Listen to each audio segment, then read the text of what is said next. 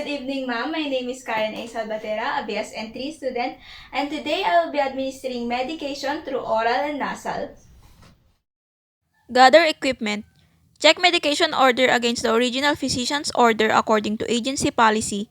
Clarify any inconsistencies. Check the patient's chart for allergies.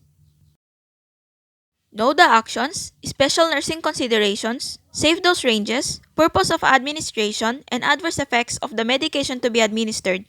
Consider the appropriateness of the medication to this patient. Perform hand hygiene. Move the medication cart to the outside of the patient's room or prepare for administration in the medication area. Unlock the medication cart or drawer. Enter passcode and scan employee identification if required. Prepare medications for one patient at a time. Read the medication administration record and select the proper medication from the patient's medication drawer or unit stock. Compare the label with the MAR. Check the expiration dates and perform calculations if necessary. Scan the barcode on the package if required.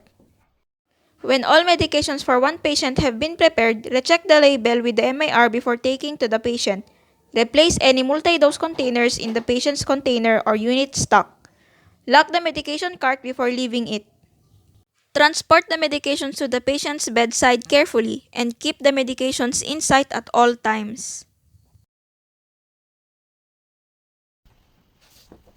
Ensure that the patient receives the medications at the correct time. Identify the patient using the three methods and compare information with the MAR. Check the name and identification number on the patient's identification band. Ask the patient to state his or her name. And if the patient cannot identify him or herself, verify the patient's identification with a staff member who knows the patient for the second source. Complete necessary assessments before administering medications. Explain the purpose and action of each medication to the patient.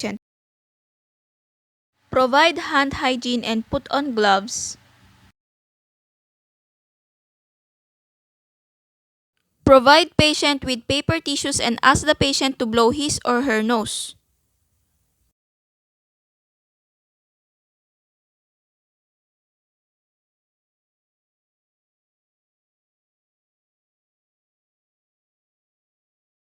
Have patient sit up with head tilted well back. If patient is lying down, tilt head back over a pillow. Draw sufficient solution into a dropper for both nares. Do not return excess solution to a stock bottle. Ask the patient to breathe through mouth. Hold the tip of the nose and place the dropper just above the nares about 1/3 of an inch. Instill prescribed number of drops in one nares and then into the other. Protect dropper with a piece of soft tubing if patient is an infant or young child. Avoid touching nares with the dropper. Have the patient remain in position with head tilted back for a few minutes. Remove gloves and perform hand hygiene. Assist the patient to a comfortable position.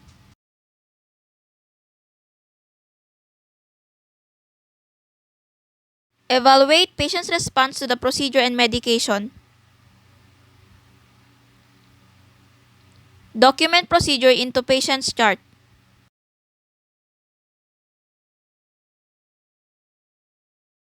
Prepare the required medications. Unit dose packages.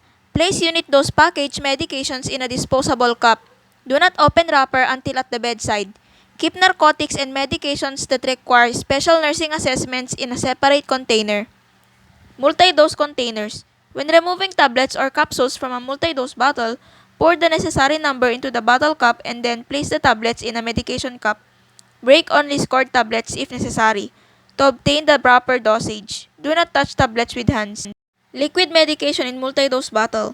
When pouring liquid medications in multi-dose bottle, hold the bottle so the label is against the palm.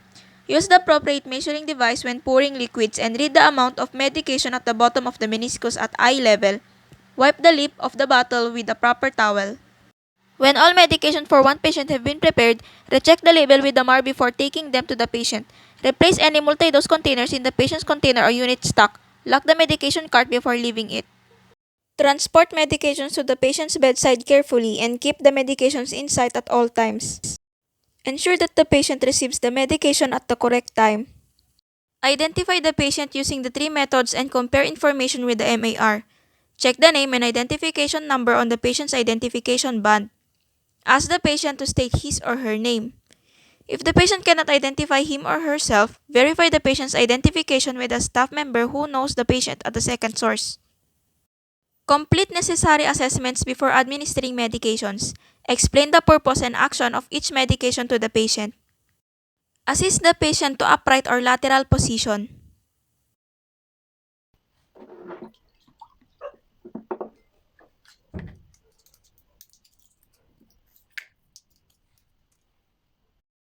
Offer water or other permitted fluids with pills, capsules, tablets, and some liquid medications. Ask patient whether the patient prefers to take the medication by hand or in a cup.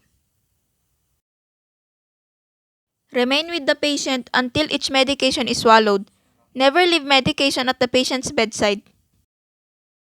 Perform hand hygiene. Leave the patient in a comfortable position. Check on the patient within 30 minutes of time appropriate for drugs to verify response medication. Document procedure into the patient's chart.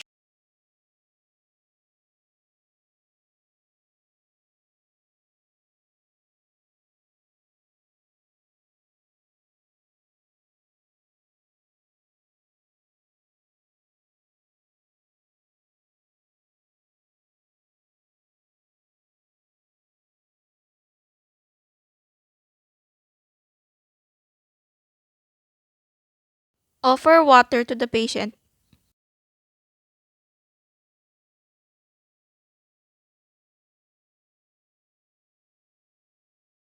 Perform hand hygiene. Leave the patient in a comfortable position.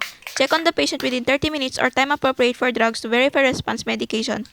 Document procedures in patient's chart.